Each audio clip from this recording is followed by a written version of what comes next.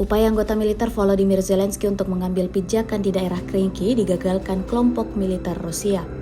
Terbaru dalam sebuah video yang ramai beredar di aplikasi perpesanan Telegram pada Kamis 4 April 2024. Dalam cuplikan video menampilkan situasi intens di medan pertempuran antara serdadu Rusia melawan serdadu Ukraina, di mana sekelompok prajurit Ukraina yang melintas dijatuhi sejumlah granat dari pesawat tak berawak Rusia.